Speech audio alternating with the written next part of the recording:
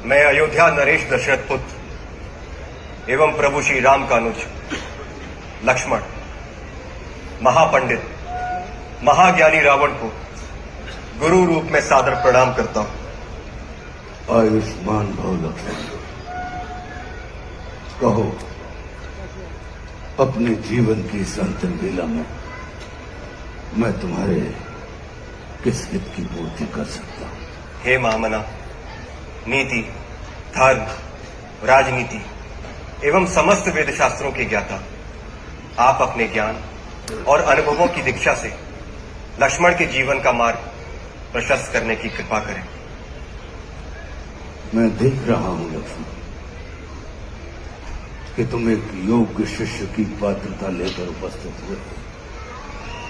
अस्तु, मैं अपने जीवन के कुछ अनुभव तुमसे अवश्य साझा करूंगा। हे सुमित्रा नंदन, अहंकार चाहे सत्ता का हो या सौंदर्य का, शक्ति का हो या भक्ति का, धन का हो या धर्म का, वो बड़े से बड़े विश्व विजेता को नष्ट कर देता है। इसका प्रत्यक्ष उदाहरण ये त्रिलोक विजेता, विद्या विशारद, महापंडित रावण है। अहंकार में तीनों गए, कुल, गौरव और वंश। ना मानो तो देख लो इस रावण का अंत। लक्ष्मण, रावण को अपने ज्ञान का अहंकार था और तुम्हारे भाई राम को अहंकार का ज्ञान था। लक्ष्मण, जीवन में सफल होने के लिए शत्रु दृष्टि और मित्र दृष्टि का भेद आना अनिवार्य है। मित्रता भले ही अपने समतुल्य या अपने से निम्न स्तर के व्यक्ति के साथ कर लेना, किंतु शत्रुता सदैव अपने से योग्य व्यक्ति के साथ ही ठानना, क्योंकि ये जगत हमारे व्यक्तित्व का आकलन हमारे मित्रों को देखकर नहीं, हमारे शत्रुओं को देखकर लगाता है।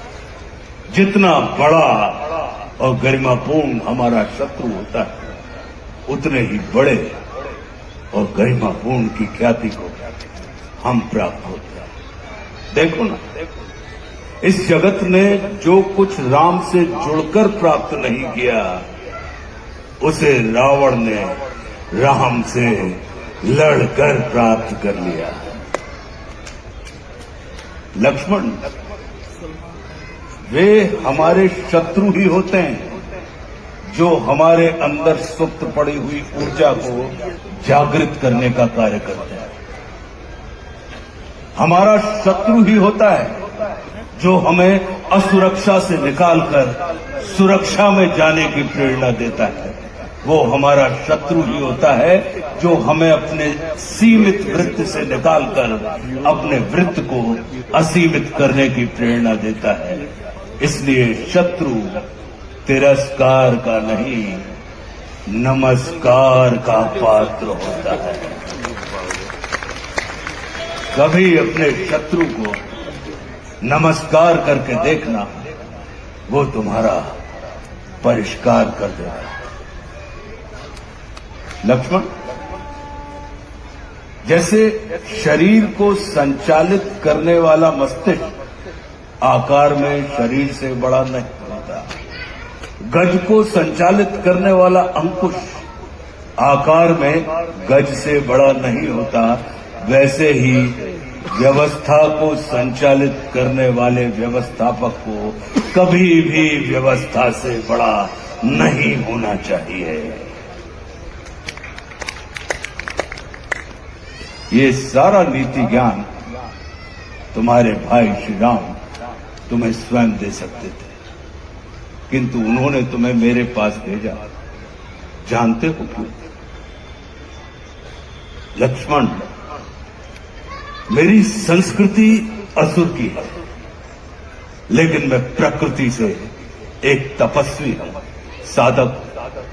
और किसी भी व्यक्ति को अपने अंतिम समय में अपनी संस्कृति के अनुसार नहीं, अपनी प्रकृति के अनुकूल कर्म करने चाहिए, तब उसे मृत्यु नहीं, मुक्ति प्राप्त होती है।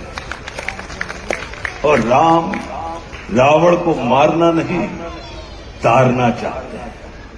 तभी तो उन्होंने मेरे अंतिम समय में मेरी प्रकृति के अनुकूल उपदेशात्मक कर्म करवाकर मेरी मुक्ति के मार्ग को प्रशस्त कर दिया। आने वाले समय में ये जगत कहेगा कि त्रिलोक विजेता, विद्या विशारद, महापंडित रावण की पराजय का एकमात्र कारण है कि उसके पास लक्ष्मण जैसा भाई नहीं था।